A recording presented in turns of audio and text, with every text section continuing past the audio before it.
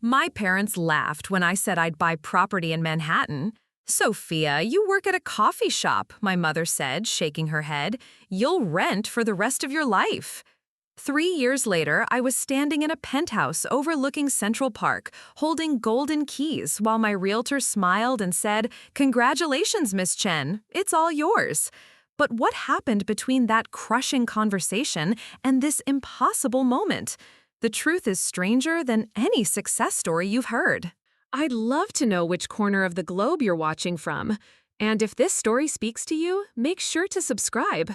Tomorrow's video is one you absolutely can't miss. The fluorescent lights of Brewhaven Coffee buzzed overhead as I wiped down the same sticky table for the third time that morning. It was December 2021, and the holiday rush meant 12-hour shifts, aching feet, and customers who treated me like furniture. I was 26, living in a shoebox studio in Queens that cost more per month than my parents' entire mortgage in Ohio, and according to everyone who mattered, I was failing at life. The conversation that changed everything happened on a Tuesday evening. I had taken the subway home after a particularly brutal shift, my apron stained with espresso, and my phone buzzing with another rent increase notice. The landlord wanted an additional $300 starting February. $300 I absolutely did not have.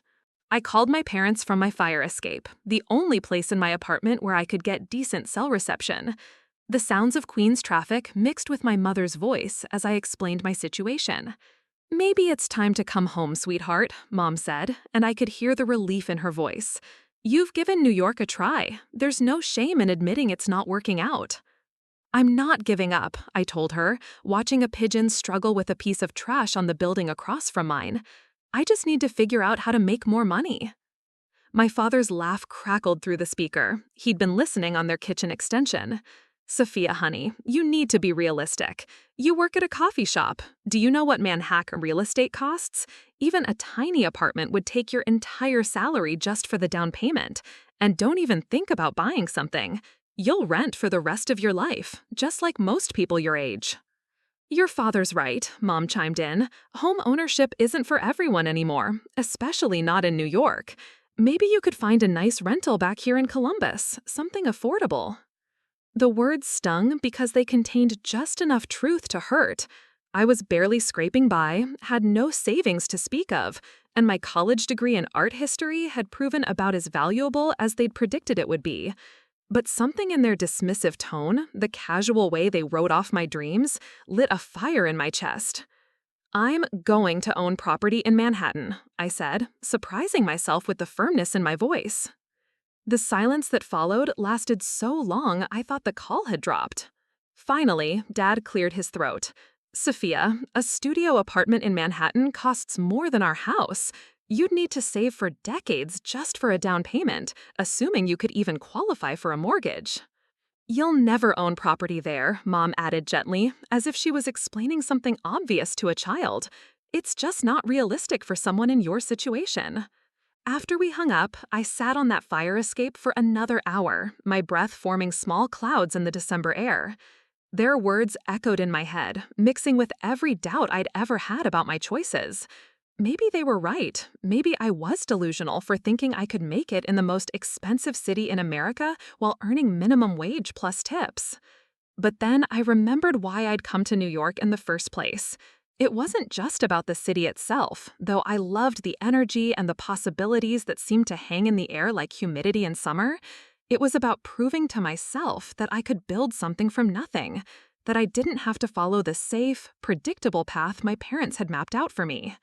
The next morning, I started researching real estate with the dedication of a scholar. During my breaks at the coffee shop, I scrolled through listings, read articles about market trends, and watched YouTube videos about property investment. The numbers were staggering. Even the smallest studios in decent neighborhoods started at $700,000. One-bedroom apartments routinely sold for over $1 million. The penthouse I dreamed about, the kind with floor-to-ceiling windows and views of Central Park, cost more money than I could conceptualize. But I also learned something interesting. Real estate wasn't just about having enough money up front. It was about understanding market cycles, recognizing value, and sometimes getting incredibly lucky with timing. I started paying attention to patterns. Certain neighborhoods fluctuated in value based on development projects, transportation changes, and demographic shifts. Properties that seemed overpriced one month would suddenly appear reasonable when similar units sold for 20% more. I began to see the city differently, not just as a place where I lived and worked, but as a complex ecosystem where fortunes could be made or lost based on information and instinct. The coffee shop, which had felt like a dead end, became my education center. Customers included real estate agents, property developers, and investors who spent hours working on their laptops, making calls, and discussing deals. I started listening more carefully to their conversations, learning their language, and understanding their strategies. One regular customer, a woman named Patricia Rodriguez, who always ordered a double espresso with oat milk, was a commercial real estate broker. She wore expensive suits and carried herself with the confidence of someone who moved through the world making million-dollar decisions. One busy Thursday morning, she was struggling with spreadsheets on her laptop while balancing her phone against her shoulder. "Excuse me," I said during a brief lull in her conversation. "I couldn't help but notice you're working on property stuff. I'm really interested in real estate. Would you mind if I asked you a quick question sometime when you're not busy?" Patricia looked up, probably surprised that the coffee shop girl was talking to her about anything more substantial than her order. But something in my expression must have suggested I was serious, because she nodded. "Sure, honey. Catch me next Tuesday afternoon. I usually have more time then." That conversation changed my trajectory completely. Patricia didn't just answer my questions about real estate, she challenged my assumptions about how wealth was built. She told me about clients who started with nothing and built portfolios worth millions, about market opportunities that most people missed because they were looking in the wrong places or thinking too conventionally.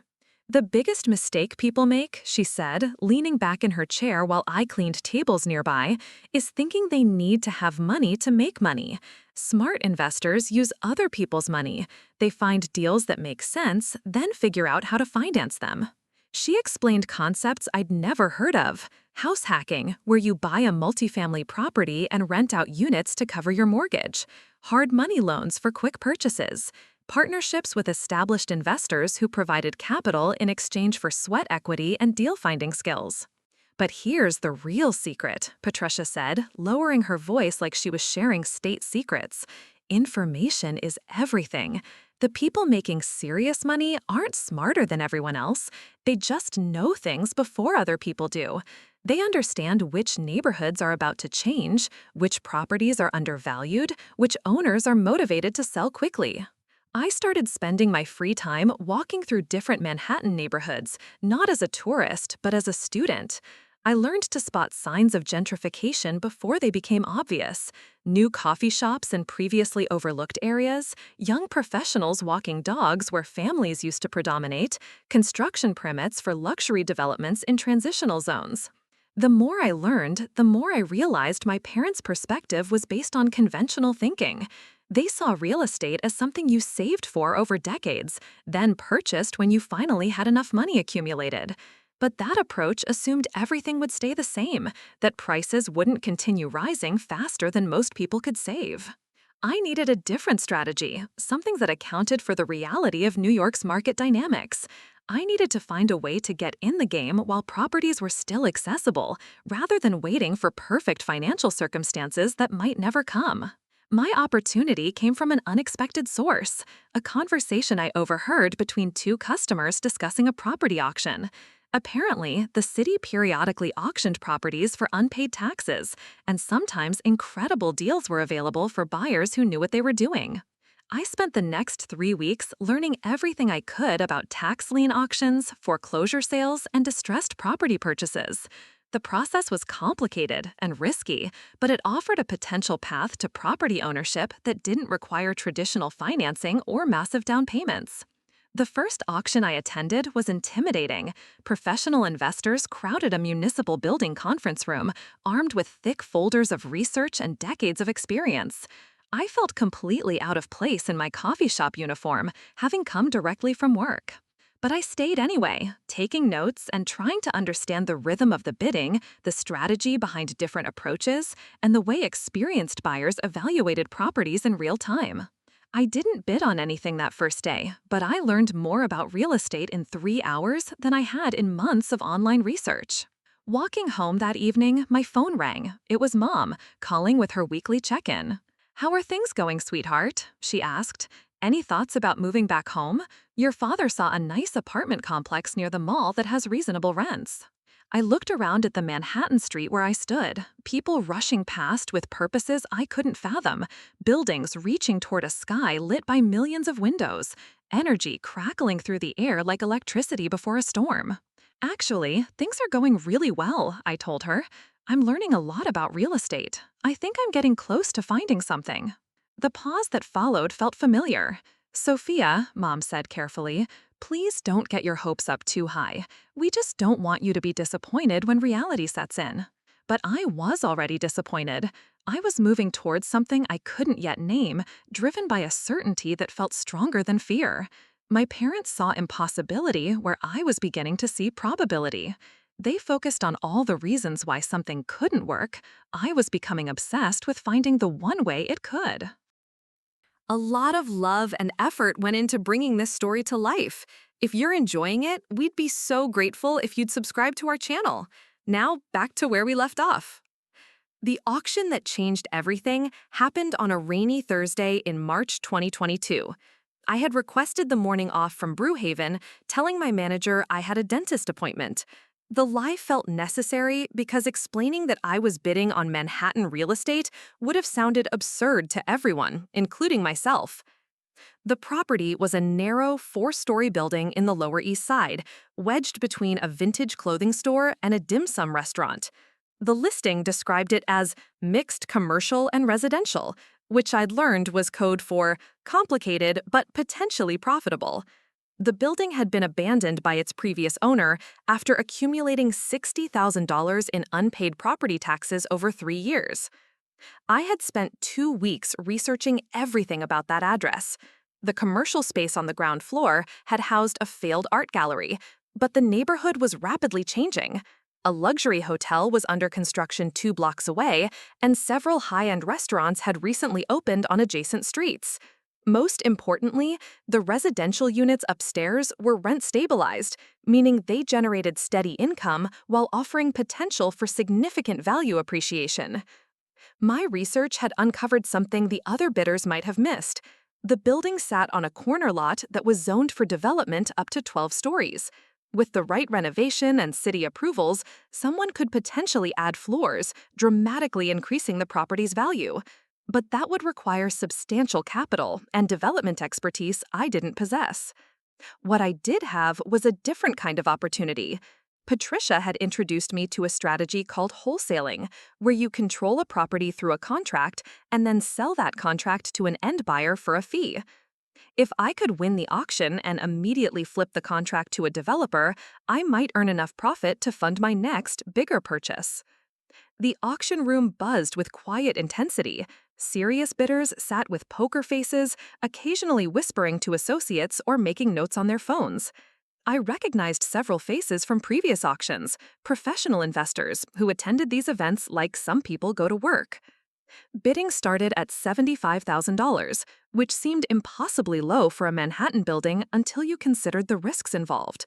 The winning bidder would inherit not just the property, but responsibility for all existing liens, potential structural issues, and current tenant situations. Due diligence had to happen quickly, and mistakes could be financially devastating. The price climbed steadily: 80,000, 90, 100. Each increment represented months of my coffee shop salary. At 120,000, several bidders dropped out. The room grew quieter as the stakes increased. At 140,000, only 3 bidders remained active: myself, a man in an expensive suit who looked like he flipped properties professionally, and an older woman who attended every auction I'd observed but rarely bid aggressively. 150,000, I called out, my voice steadier than I felt. The suit looked irritated. He'd been expecting an easy win and clearly hadn't anticipated serious competition from someone who looked like she should be taking his coffee order. 160, he countered without hesitation. This was the moment I'd been preparing for mentally. I had arranged a hard money loan through a contact Patricia had provided, but it maxed out at 175,000. If bidding went beyond that amount, I was finished. 170, I said. The older woman shook her head and sat back, effectively dropping out. It was just me and the suit now, and he was studying me with new interest, probably trying to calculate how serious a threat I posed. The auctioneer looked between us expectantly. Do I hear 180? The suit hesitated for the first time, glancing at his phone as if consulting with someone. That moment of uncertainty told me everything I needed to know. He was approaching his limit too. 175, I said quickly, before he could respond. The room fell silent. The suit's jaw tightened, and for a long moment, I thought he might continue bidding. But then, he shook his head almost imperceptibly and leaned back in his chair. Going once, going twice, sold to bidder number 47 for $175,000. My hands were shaking as I signed the paperwork. In 15 minutes, I had committed to purchasing a Manhattan building. The enormity of what I'd just done felt surreal and terrifying. But the real work was just beginning. I had 48 hours to secure financing and complete all necessary inspections before the deal became final. If I couldn't close within that time frame, I would lose my deposit and any credibility I might have built in the investor community. The first person I called was Patricia. She picked up on the second ring, and I could hear traffic in the background. I won the auction, I told her, still standing outside the municipal building where the sale had taken place. Congratulations. Which property? The Lower East Side building, 175.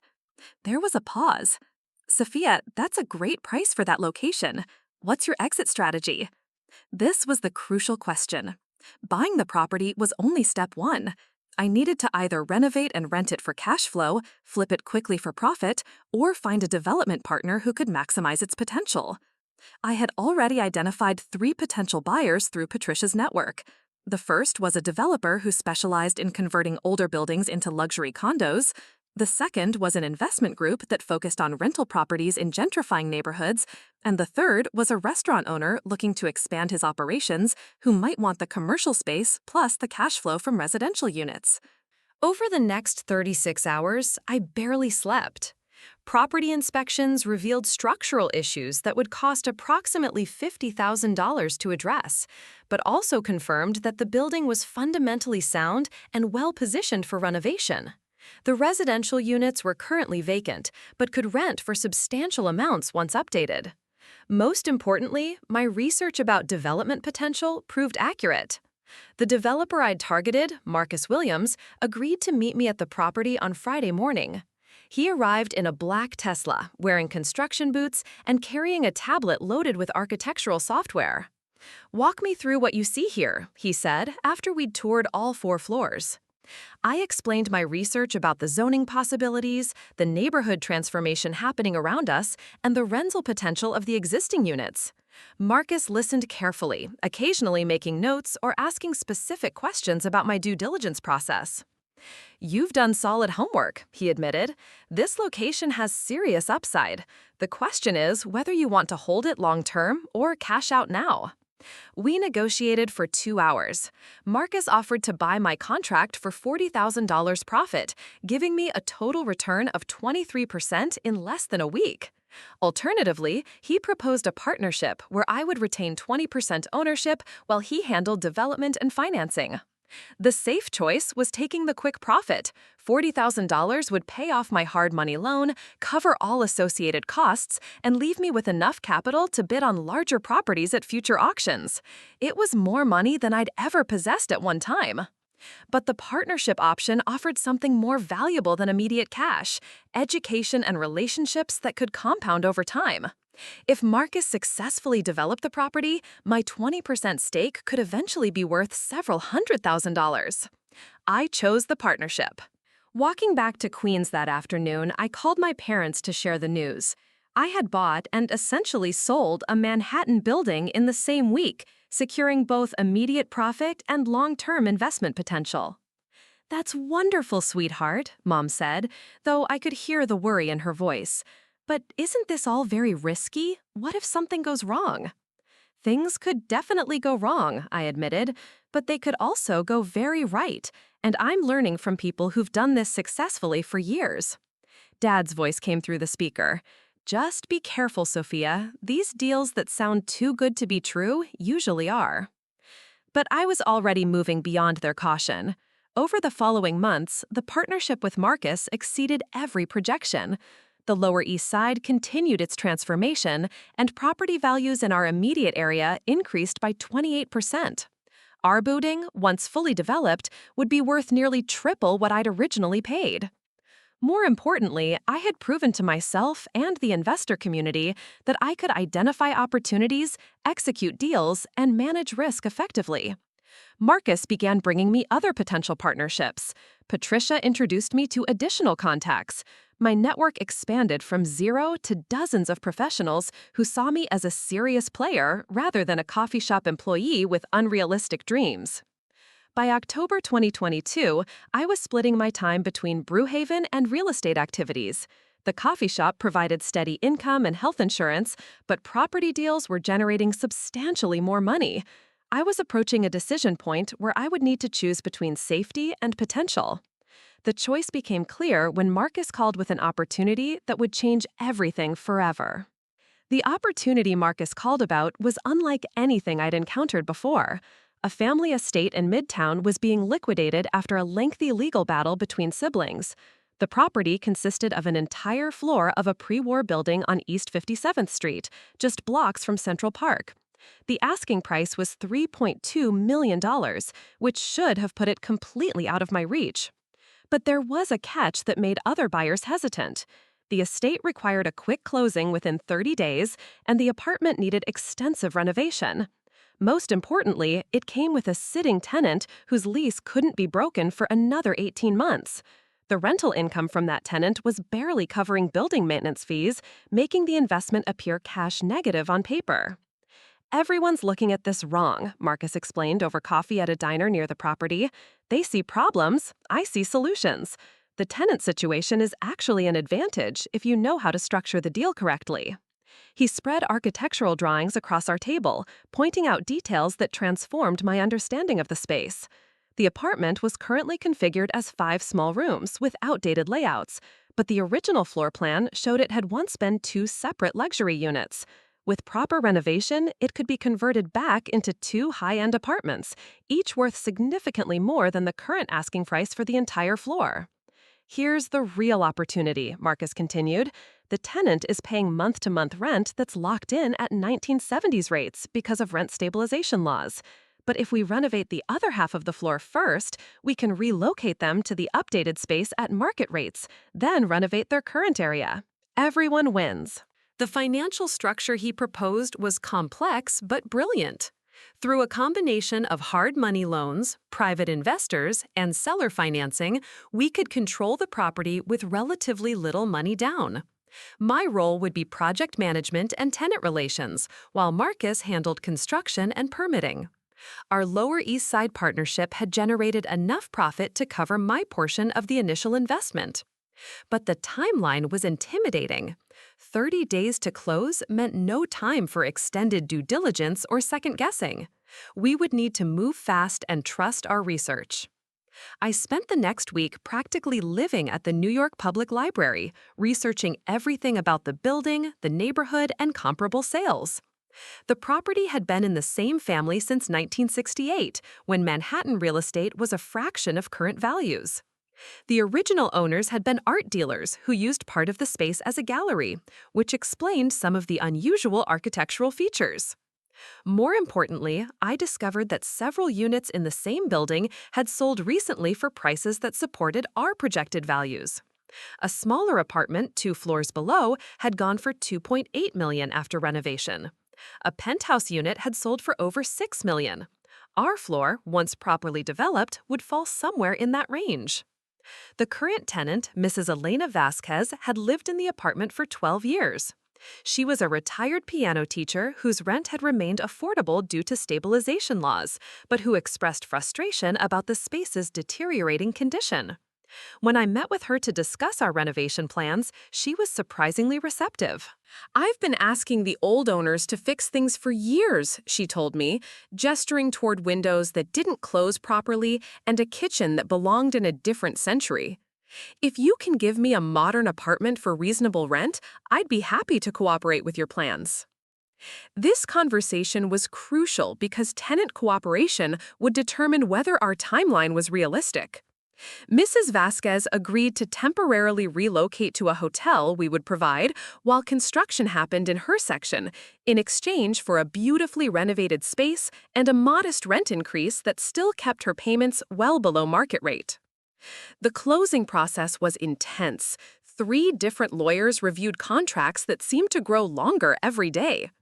Environmental inspections revealed issues that required negotiation with the sellers. The building's co-op board needed to approve our renovation plans before we could finalize the purchase.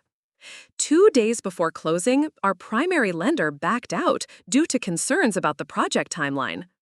I was at Brewhaven when Marcus called with the news, and I had to step into the storage room to avoid customers overhearing my panic. "We need to find alternative financing by Thursday, or we lose our deposit," he told me.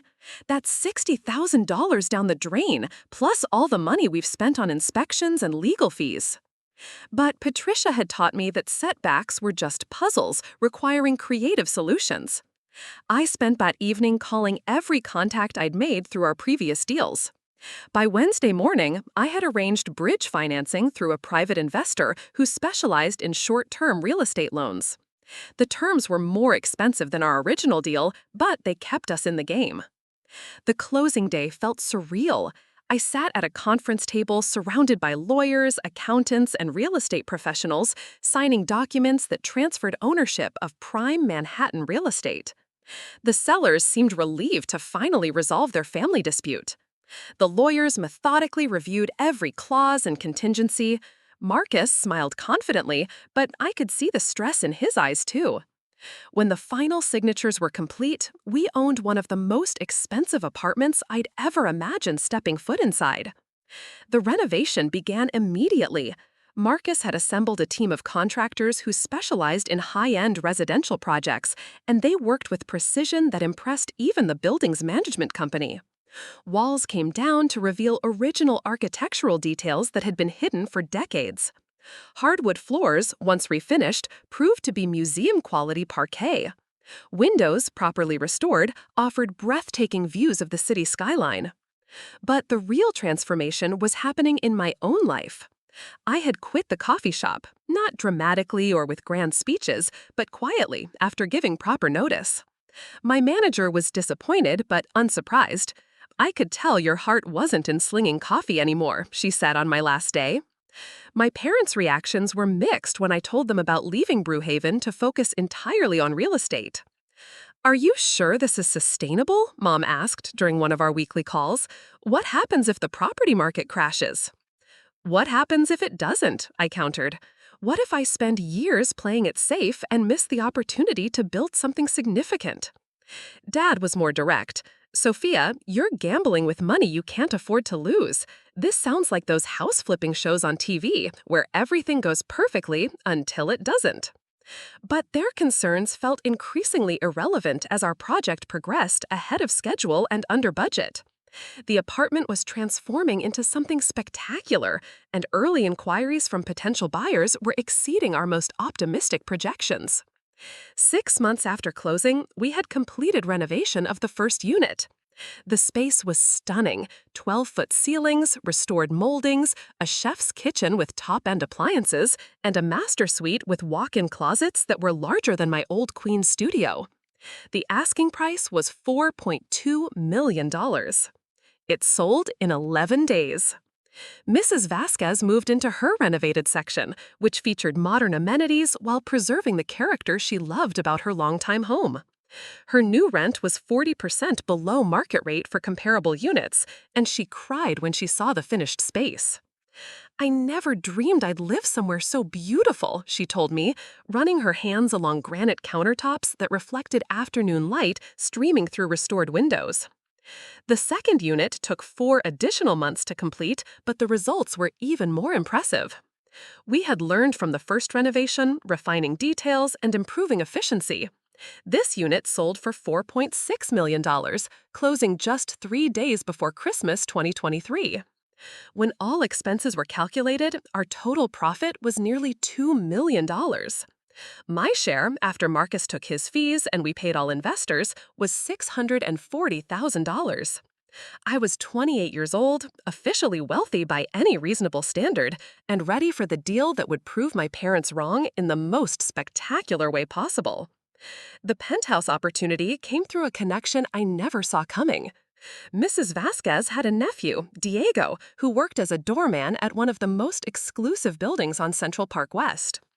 During our renovation project, she had mentioned him occasionally, proud that he worked at what she called a palace for rich people. In February 2024, Diego called me directly. His voice was nervous, speaking quickly as if he was afraid someone might overhear. "Miss Chen, my Aunt Elena told me you buy expensive apartments. There's something happening in my building that you might want to know about, but I can't talk about it over the phone." We met at a coffee shop in the village, far from his workplace. Diego was in his 40s, professionally dressed even on his day off, with the careful demeanor of someone who had spent years navigating wealthy people's expectations while remaining invisible. "There's a penthouse in my building," he began, glancing around to make sure no one was listening. "The owner died 6 months ago. No family, no heirs. The estate is being handled by some law firm that doesn't understand real estate. They want to sell it quickly and quietly." He explained that the penthouse had been empty since the owner's death. The building's management company was handling basic maintenance, but no one had seriously evaluated the property's value. The law firm representing the estate was based in Chicago, handling affairs for someone who had been a reclusive millionaire with investments across multiple states. "Here's the thing," Diego continued, leaning forward conspiratorially. "The lawyers don't know what they have. This penthouse is 3,500 square feet with wraparound terraces and views of the entire park. Units half that size in the same building sell for 8 or 9 million, but they want to list it for 5.8 million just to close the estate quickly." The opportunity was staggering, but it came with complications. The building had strict financial requirements for purchasers, including liquid assets well beyond the purchase price. The co-op board was notoriously selective, sometimes rejecting buyers even after they'd been approved financially. Most challenging, the estate wanted to close within 60 days, giving little time for the typical lengthy approval process. I spent the weekend researching the building and comparable sales. Diego hadn't exaggerated. Similar penthouses in the area were selling for $12 to $15 million. This property, if priced correctly, represented a potential profit of $6 to $8 million. But the financial requirements were intimidating. Beyond the purchase price, I would need to demonstrate liquid assets of at least $2 million and annual income exceeding $500,000. On paper, I barely qualified, and that assumed everything went perfectly with documentation and timing. Marcus was intrigued but cautious when I presented the opportunity. "This is a different league," he warned. "Co-op boards on the Upper West Side don't just evaluate your money. They evaluate you, your background, your references, your plans for the property. Some of these buildings have rejected celebrities and billionaires for reasons no one fully understands."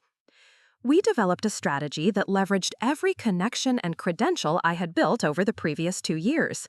Patricia agreed to provide professional references highlighting my track record with high-end properties. Mrs. Vasquez offered to write a character reference describing my respectful approach to tenant relations. Marcus compiled a portfolio showcasing our successful projects, emphasizing quality workmanship and attention to building community standards. The application process was exhaustive. Financial statements, tax returns, employment history, personal references, and a detailed interview with the building's board of directors. Every aspect of my life was scrutinized by people who had the power to reject my application for any reason, or no reason at all. The building itself was intimidating. Pre-war construction with a marble lobby, uniformed doormen, and an atmosphere that whispered old money and established power. The few residents I encountered in elevators were impeccably dressed and pointedly uninterested in acknowledging my presence. But the penthouse was extraordinary. Floor-to-ceiling windows offered panoramic views from the Hudson River to Central Park.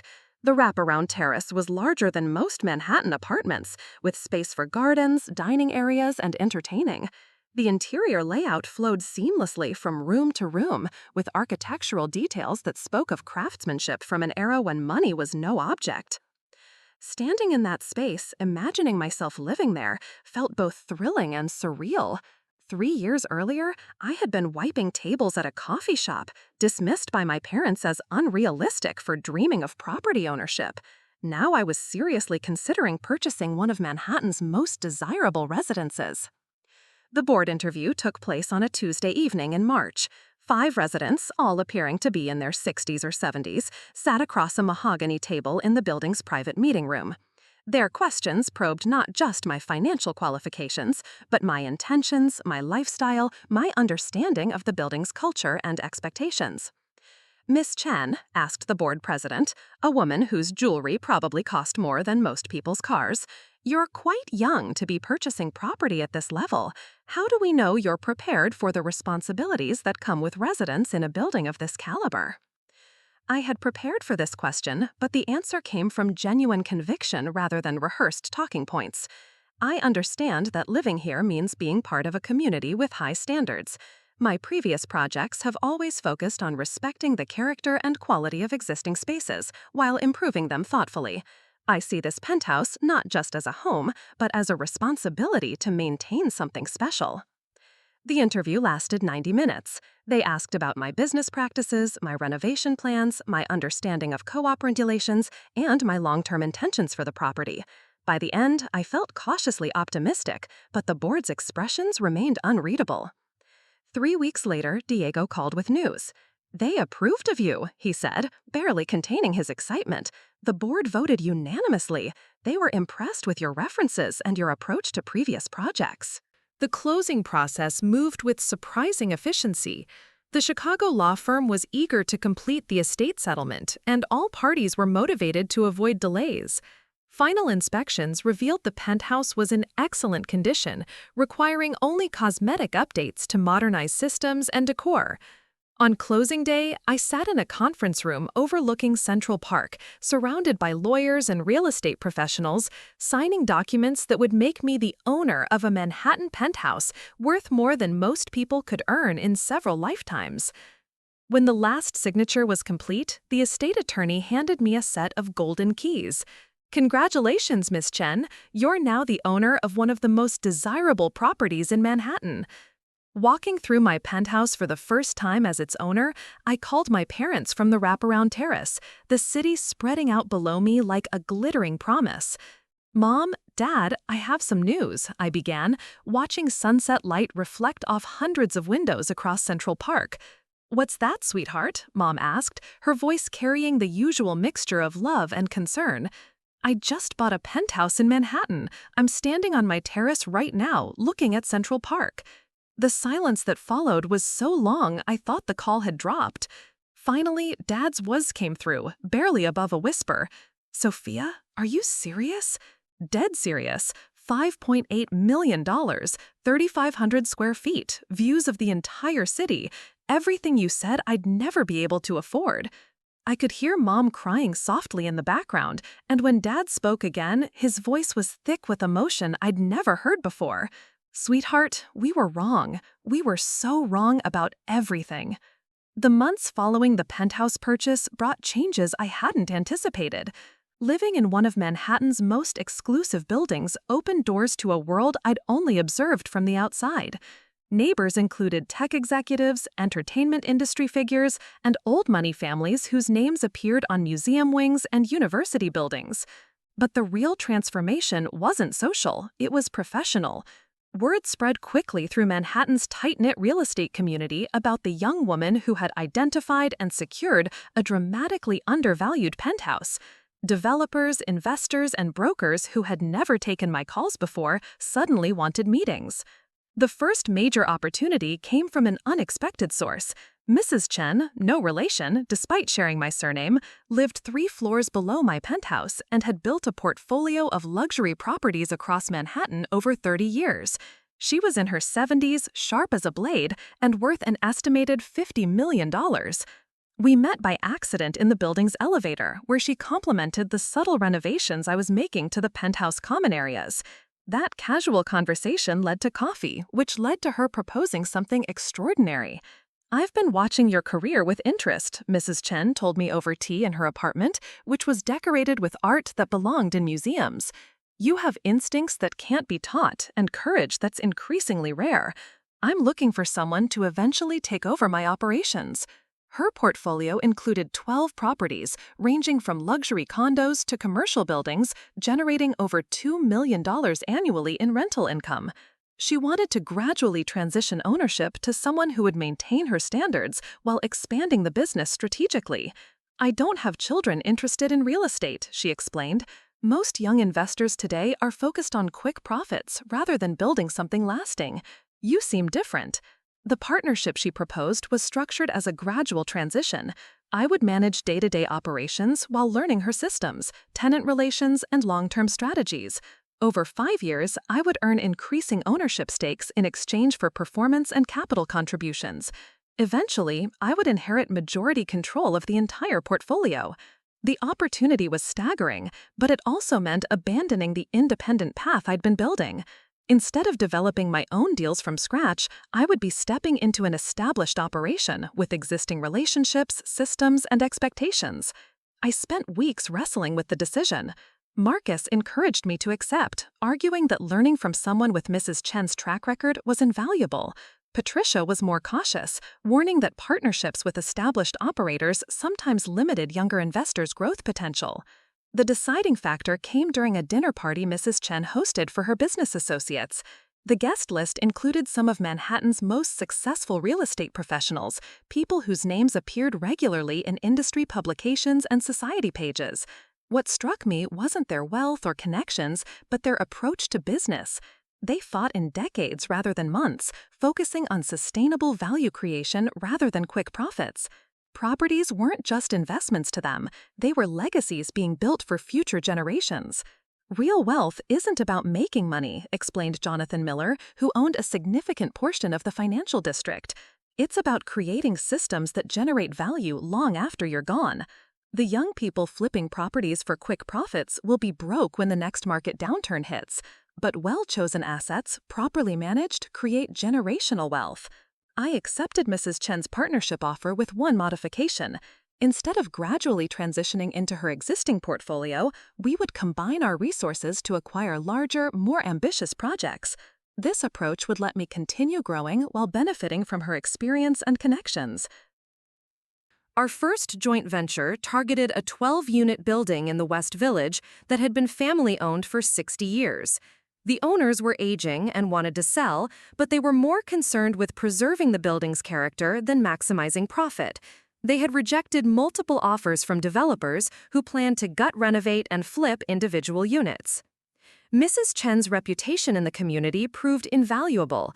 The sellers trusted her commitment to maintaining the building's historic character while improving living conditions for existing tenants. Our offer wasn't the highest they'd received, but it came with guarantees about renovation standards and tenant protection that other buyers couldn't match. The purchase price was $8.4 million, financed through a combination of our combined resources and institutional loans. The renovation strategy focused on updating mechanical systems, improving energy efficiency, and enhancing common areas while preserving original architectural details. But the project's real value lay in its location and long-term potential. The West Village was experiencing a renaissance, with new restaurants, boutiques, and cultural venues opening regularly. Property values were increasing steadily, and rental demand was strong among young professionals who wanted neighborhood character combined with modern amenities. 6 months into renovations, we received an unsolicited offer from a luxury hotel chain wanting to convert the building into extended stay suites for corporate executives. The offer was $14 million, representing a profit of over $5 million in less than a year. Mrs. Chen was tempted, but I argued for holding the property long term. Hotels come and go, I told her during one of our weekly strategy meetings, but residential real estate in the village will appreciate for decades. We're not just building wealth, we're building an empire. She smiled at my confidence, but her eyes showed approval. 20 years ago, I was exactly your age and said almost identical words about a property in Soho. I held it instead of selling, and it became the foundation of everything else I built. We rejected the hotel offer and completed our renovation ahead of schedule. The 12 units, once updated, generated monthly rental income of $38,000 while increasing in value by approximately 15% annually. My parents visited during the grand reopening celebration. Walking through the beautifully restored building, seeing tenants who were thrilled with their updated apartments, watching my business partners treat me as an equal, Mom finally understood what I had been building. "I owe you an apology," she told me as we stood in the building's garden courtyard, string lights creating an intimate atmosphere for the evening celebration. "We were so focused on protecting you from disappointment that we couldn't see your potential. You've built something incredible." Dad was quieter, but his pride was evident. "I keep thinking about that conversation 3 years ago when you said you'd own property in Manhattan. I thought you were being naive. I never imagined you meant properties, plural, worth millions of dollars." By December 2024, my portfolio included the original penthouse, partial ownership in Mrs. Chen's 12-property empire, and direct ownership of the West Village building. Conservative estimates placed my net worth at just over $15 million. But the most satisfying moment wasn't financial, it was professional. The Real Estate Board of New York invited me to speak at their annual conference about innovative approaches to property development. The audience included many of the same investors who had dismissed me as an inexperienced outsider just 2 years earlier. Standing at that podium, looking out at faces that now showed respect instead of skepticism, I thought about the coffee shop girl who had dreamed of proving her parents wrong. She had succeeded beyond her wildest imagination, but more importantly, she had discovered that the real reward wasn't proving anyone wrong, it was proving herself right. The phone call that would define my legacy came on a Tuesday morning in January 2025. I was reviewing architectural plans for a potential acquisition in Tribeca when my assistant knocked on my office door. Yes, I had an office now, overlooking Madison Avenue with my name on the door. "There's someone from the mayor's office on line 1, she said. "They want to discuss a public-private partnership opportunity." The caller introduced herself as Rebecca Torres, Deputy Director of Housing Development for New York City. The conversation that followed would challenge everything I thought I knew about success and purpose. "Mrs. Chen, we've been following your work, particularly your approach to historic preservation and tenant protection," she began. "The city has identified 12 buildings in various neighborhoods that are at risk of being demolished or converted to luxury housing that existing residents can't afford. We're looking for developers who can renovate these properties while keeping them accessible to middle-income families." The project was ambitious and complex. Each building would require significant investment to address structural issues, update systems, and improve living conditions. But unlike my previous deals, these renovations couldn't be funded through dramatic rent increases or luxury conversions. The challenge was creating beautiful, modern housing that remained affordable for teachers, firefighters, nurses, and other essential workers who kept the city functioning. "Why are you calling me?" I asked, genuinely curious. "There are developers with much larger operations who specialize in affordable housing." "Because those developers typically focus on minimum compliance and maximum profit," Rebecca explained. "Your track record shows something different. You've consistently delivered high-quality renovations while treating existing tenants with respect. The mayor believes this project needs someone who understands that housing is about people, not just profit margins." The financial structure was unlike anything I'd encountered. The city would provide low-interest loans and tax incentives, but returns would be limited to 8% annually. Instead of the 20 or 30% profits I'd grown accustomed to, this project would generate steady, modest income while serving families who desperately need quality housing options. Mrs. Chen's reaction was predictably pragmatic when I presented the opportunity. "Sophia, you've proven you can build wealth. Now you have to decide what you want to build it for." Some of my most satisfying projects generated the least profit but created the most lasting value. The buildings were scattered across Brooklyn, Queens, and the Bronx, neighborhoods I'd never seriously considered for investment. Walking through these properties with city inspectors and community leaders opened my eyes to housing challenges I'd been insulated from during my Manhattan focus. In Crown Heights, I met Maria Santos, a single mother of two who worked as a hospital administrator while studying for her master's degree in social work. She lived in a fourth-floor walk-up where the heating system failed regularly and water damage had created concerning mold issues. "I make decent money," she told me as we toured her apartment, "but decent money in New York doesn't go far. Moving to a better place would mean spending 70% of my income on rent, which leaves nothing for my kids' education or emergencies. We're stuck, but we're grateful to have anything at all." Similar stories emerged in each building. Families led by teachers, postal workers, restaurant managers, and small business owners who formed the backbone of their communities but couldn't access quality housing without sacrificing everything else in their budgets. The renovation challenges were substantial. These buildings hadn't received significant investment in decades. Electrical systems needed complete replacement. Plumbing required extensive updates. Roofs leaked, foundations had settled, and common areas looked like abandoned warehouses rather than places where children played and neighbors gathered. But I also saw potential that others had missed, beautiful architectural details hidden under layers of neglect, courtyards that could become community gardens, rooftops that could provide play space and urban farming opportunities. These weren't just housing projects, they were chances to create neighborhoods where families could thrive. The first building I tackled was in Astoria, Queens. 42 units housing families who had lived there for years, some for decades. The renovation plan preserved affordability while dramatically improving living conditions. New heating and cooling systems, updated kitchens and bathrooms, common areas designed for community gathering, and a rooftop garden where residents could grow food and children could play safely. The project took 8 months and cost $2.8 million. When we held the ribbon-cutting ceremony, the turnout surprised everyone. Residents, community leaders, city officials, and local business owners came together to celebrate something most had thought impossible: affordable housing that was also beautiful and dignified. Mrs. Santos was among the first residents to move back in. Her new apartment featured modern appliances, reliable heating, and windows that actually opened properly.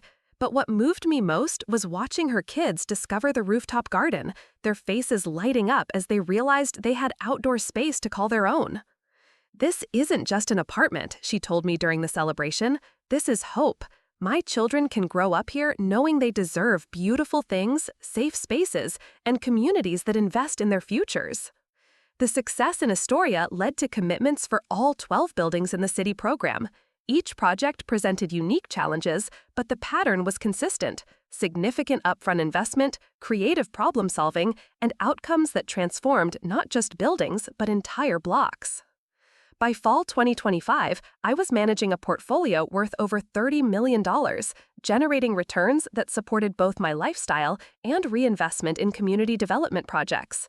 The work had evolved beyond wealth building into something that felt like purpose. The recognition came in forms I hadn't expected. Architecture magazines featured my renovation projects. Business schools invited me to speak about sustainable development models. Community organizations presented awards for contributions to affordable housing. But the most meaningful recognition came from an unexpected source.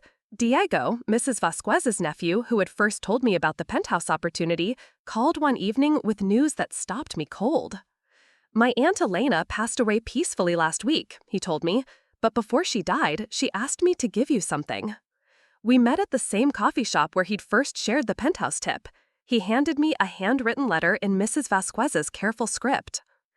"Dear Sophia," it began, "you gave an old piano teacher the most beautiful home I ever imagined, but more than that, you showed me that business can be done with kindness. I've watched you grow from someone who bought buildings to someone who builds communities. My nephew tells me you're helping families like ours all over the city. This is the real success, using your gifts to lift others up.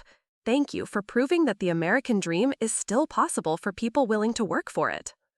Sitting in my penthouse that night, Central Park spread out below like a carpet of lights, I reflected on the journey from coffee shop employee to community developer. The financial success had exceeded every dream I dared to have. But the real victory was more complex and more satisfying than I'd ever imagined when I first declared I would own property in Manhattan. My parents visited for Thanksgiving, and for the first time in years, our conversation focused not on what I'd achieved, but on what I was building for others. "We raised you to be successful," Mom said as we watched sunset from my terrace, "but we never taught you to think about success this way. You've shown us that real achievement isn't just about what you can buy, it's about what you can build for people who need it most." The girl who had wiped tables at Brewhaven Coffee would have been amazed by the penthouse, the portfolio, the recognition, but the woman I'd become was most proud of something simpler and more profound: using success as a foundation for service, proving that the American dream was big enough to lift entire communities when pursued with both ambition and conscience. Standing on my terrace as the city sparkled below, I smiled thinking about all the families sleeping peacefully in apartments I'd helped create, in neighborhoods I'd helped revitalize, knowing that tomorrow would bring new opportunities to prove that business success and social impact weren't contradictions, they were partners in building a better world. The story I've shared with you isn't just about real estate or proving parents wrong. It's about recognizing that the voices telling you can't often come from people who love you but are limited by their own experiences and fears. 3 years ago, my parents saw a coffee shop employee with unrealistic dreams. Today, they see someone who transformed impossible into inevitable through persistence, education, and strategic risk-taking. But here's what I learned that nobody talks about in success stories. The real transformation wasn't financial, it was psychological. Every deal taught me something new about myself, about what I was capable of when I stopped accepting other people's limitations as my own reality. The morning after Mrs. Vasquez's funeral, I woke up in my penthouse and realized something profound. The view from my windows hadn't changed, but my perspective on everything else had evolved completely. I was no longer the person trying to prove she belonged in Manhattan's elite real estate circles. I had become someone who used those circles to create opportunities for families who had been written off the same way my parents had once written me off. That realization led to my most ambitious project yet, launching the Chen Foundation for Community Development. Using profits from my portfolio, we began acquiring buildings in neighborhoods across all 5 boroughs, renovating them to the highest standards while keeping them accessible to middle-income families. The foundation's first major acquisition was a 68-unit complex in Washington Heights that had been abandoned by its previous owner. The building was structurally sound but had suffered years of neglect. Water damage, outdated electrical systems, broken elevators, and common areas that looked more like crime scenes than places where children should play. Working with the same team that had renovated my first Lower East Side property, we transformed the building into something extraordinary. Solar panels on the roof reduced energy costs for residents. A community center on the ground floor provided after-school programs and job training workshops. Updated apartments featured modern appliances and layouts that maximized natural light and space efficiency. The project cost $4.2 million and took 14 months to complete, but the results spoke for themselves. Families who had been paying market rent for substandard housing suddenly had access to beautiful, safe homes at prices they could actually afford. Children had safe places to play. Parents had access to resources that helped them advance professionally and educationally.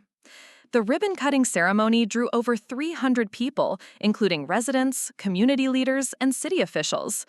But the moment that defined the day for me came when a 6-year-old girl named Isabella ran up to me during the celebration. "Thank you for making our building pretty," she said, hugging my legs with the unself-conscious affection that only children possess.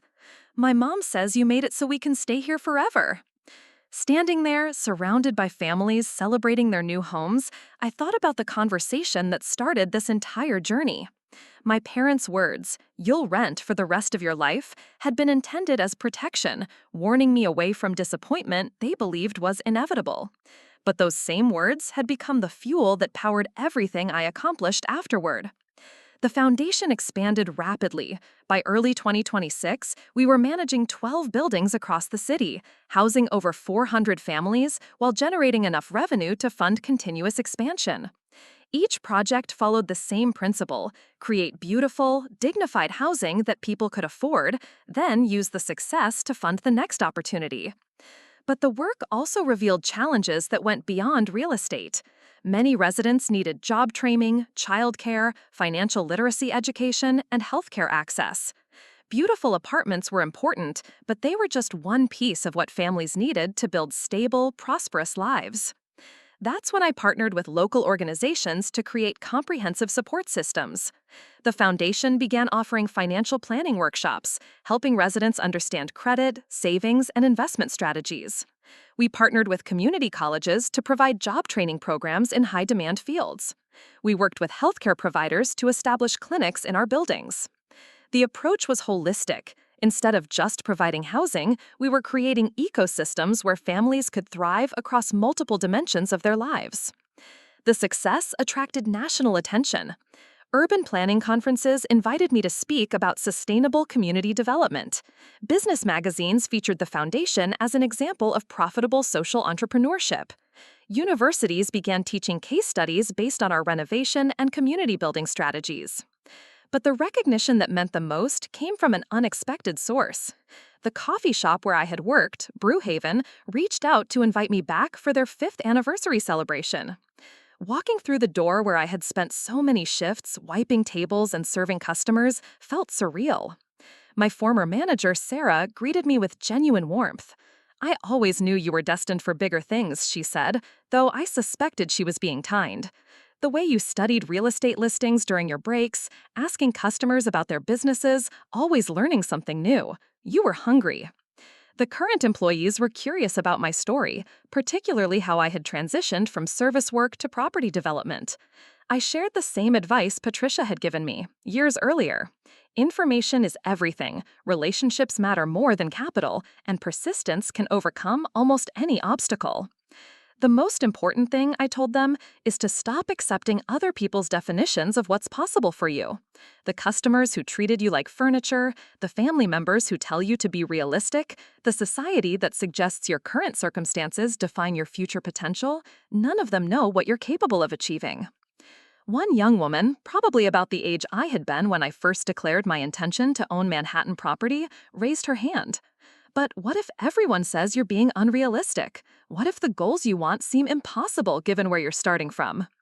I smiled, remembering the fear and determination I had felt asking similar questions. Then you have two choices. You can accept their version of reality, which is safe and predictable and limiting, or you can decide to create your own version of reality, which is scary, uncertain, and potentially magnificent. The only person who can make that choice is you. 6 months later, that same young woman called to tell me she had started her own small business and was saving for her first property investment. The cycle was continuing, spreading beyond my individual story to inspire others who felt trapped by circumstances or limited by other people's expectations. Today, as I write this from my penthouse office, the same space where my parents once told me I'd never own property, I manage a portfolio worth over $50 million. The foundation houses nearly 1,200 families across 15 buildings. We've created over 200 jobs, helped 89 residents start their own businesses, and seen 156 children graduate from high school with college scholarships. But the number that matters most to me is different. It's the number of conversations I've had with parents who called to apologize for underestimating their children's potential, with young people who decided to pursue dreams that others called impossible, with families who discovered that safe, beautiful, affordable housing could be the foundation for building generational wealth and opportunity. My parents visit regularly now, and they've become some of the foundation's most enthusiastic supporters. Dad volunteers with our financial literacy programs, teaching residents the budgeting and investment principles he once thought were irrelevant to my situation. Mom helps coordinate childcare during our educational workshops, understanding now that supporting families requires addressing their complete needs, not just their housing situations. "We spent so much energy trying to protect you from disappointment," Mom told me during her most recent visit, "that we almost protected you from success. I'm grateful you were brave enough to ignore our fears and chase your vision instead." The girl who once wiped tables at Brewhaven Coffee became a woman who builds communities. The daughter whose parents said she'd never own property became someone who creates opportunities for hundreds of families to build wealth and stability. The dreamer who was told to be realistic became someone who makes other people's dreams more realistic. This is what I learned. The people who tell you you can't are usually speaking from their own limitations, not yours. The circumstances that seem to define your potential are actually just your starting point. And the dreams that others call impossible are often just waiting for someone with enough persistence, creativity, and courage to figure out how to make them real. Your story doesn't have to end where other people think it will. It can begin wherever you decide to start writing it. The expansion of our work brought unexpected challenges that tested everything I thought I knew about sustainable development. In late 2026, we acquired a massive complex in the South Bronx, 180 units that had been seized by the city for tax delinquency. The previous owner had let the buildings deteriorate so severely that most units were uninhabitable, and the remaining residents lived without reliable heat, hot water, or working elevators. This wasn't just a renovation project, it was urban archaeology. Peeling back layers of neglect revealed architectural gems from the 1920s, when these buildings had housed middle-class families in spacious, well-designed apartments. Original hardwood floors lay hidden under damaged carpeting. Art Deco moldings were buried beneath decades of paint. Fireplaces had been sealed up, and original windows had been replaced with inferior materials that leaked air and noise. The restoration took 2 years and cost over $12 million. We worked with historical preservation specialists to restore original features while integrating modern amenities and energy-efficient systems. Solar arrays covered the rooftops, reducing utility costs for residents while feeding excess power back into the grid. Green walls and community gardens transformed vacant lots into spaces where children could play and families could grow fresh food. But the most innovative aspect was our approach to resident engagement. Instead of displacing families during renovation, we created a phased construction schedule that allowed people to remain in their homes while improvements happened around them. Residents were hired for construction jobs when possible, learning trade skills while earning wages to support their families. The complex became a model for community-centered development that attracted visitors from cities across the country. Urban planners, architects, and policymakers came to study our methods.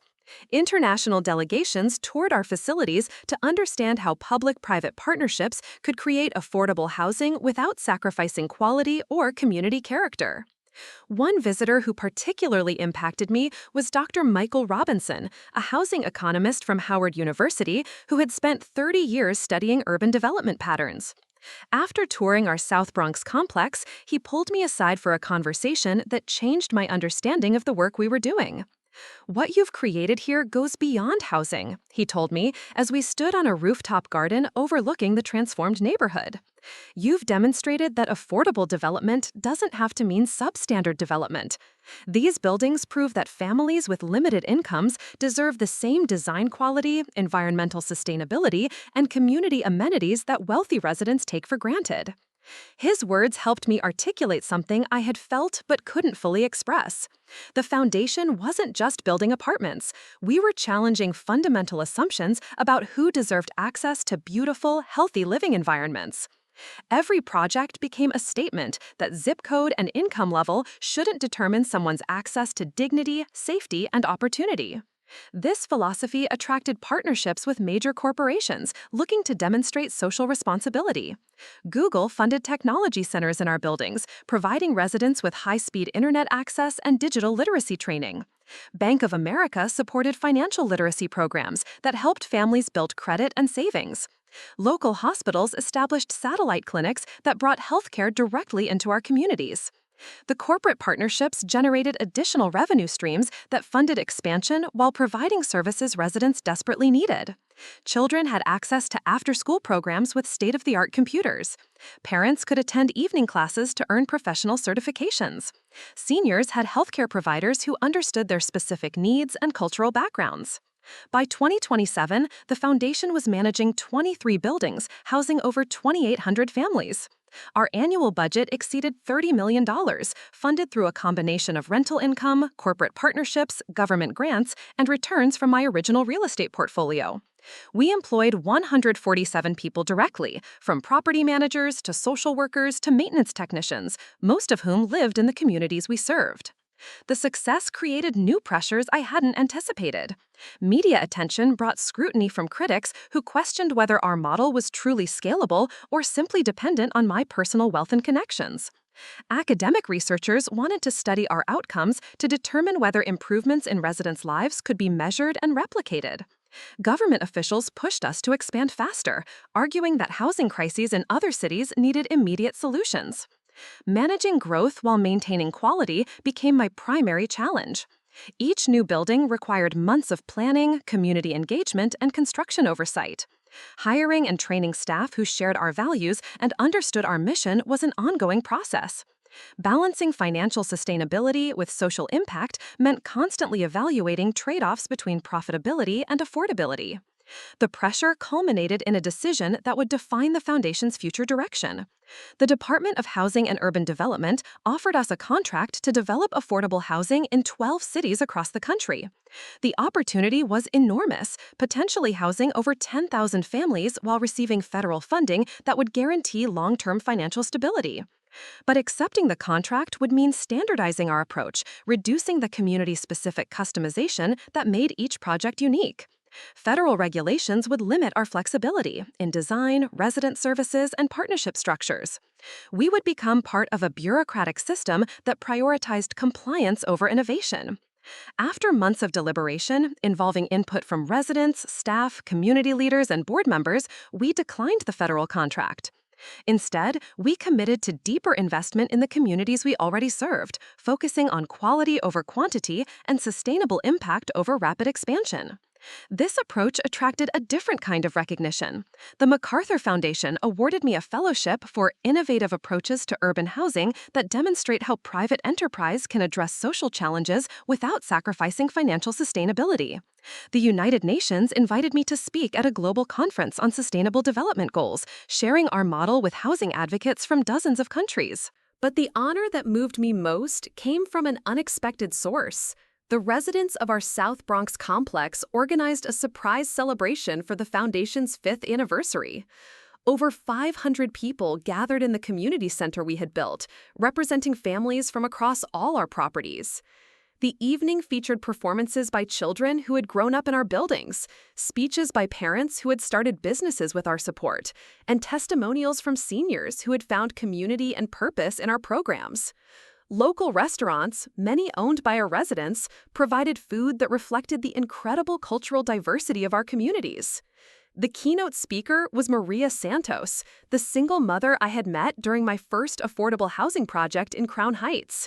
She now held a master's degree in social work and managed community programs for the foundation. Her children were thriving in school, and she had purchased her first investment property using savings accumulated through our financial literacy programs.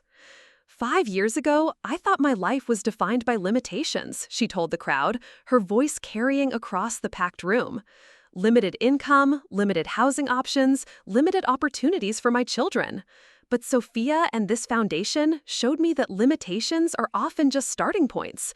They gave us more than apartments. They gave us the tools and support to build the futures we wanted for ourselves.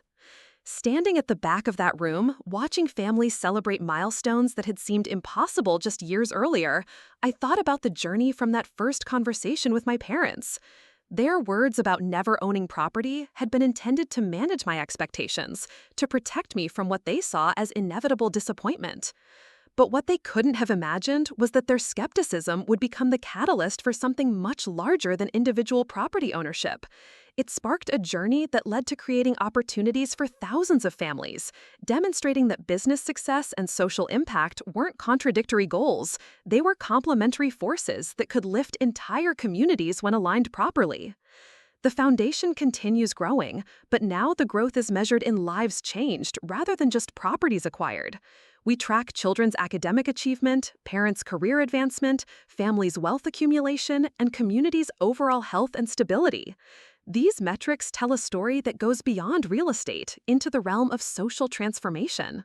My parents now spend several months each year volunteering with the foundation, having discovered that their skills and experience are valuable assets in serving families working toward financial stability. Dad's accounting background helps residents navigate tax preparation and business planning. Mom's teaching experience proves invaluable in our children's programs.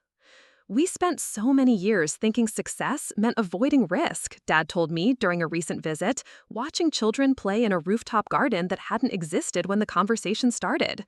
We never understood that the biggest risk was accepting limitations that weren't really limitations at all. The transformation in their perspective reflects a broader change in how success gets defined in our society. Individual achievement remains important, but sustainable success increasingly requires considering its impact on communities and future generations. The most fulfilling accomplishments create expanding circles of opportunity rather than just personal wealth accumulation. Today, when young people ask me for advice about pursuing ambitious goals despite skeptical family members, I share the same message. Other people's fears don't have to become your limitations. Their concerns often reflect their own experiences rather than your potential. The dreams that seem impossible to them might simply be dreams they never had the courage to pursue themselves. The journey from coffee shop employee to community developer taught me that transformation happens in two directions simultaneously. While you're working to change your circumstances, those circumstances are working to change you. The person who started this journey seeking to prove her parents wrong became someone focused on proving that entire communities could build wealth, stability, and opportunity when given proper support and resources. Your story, whatever it is, wherever it starts, has the potential to become something much larger than individual success. It can become a foundation for lifting others, a catalyst for community transformation, and evidence that the word impossible often means hasn't been done yet rather than can't be done at all. Looking for more? We've got two amazing stories right on screen. If this one touched you, these are absolutely worth your time. Click to watch them now. And hey, subscribe and hit that bell to never miss our latest uploads.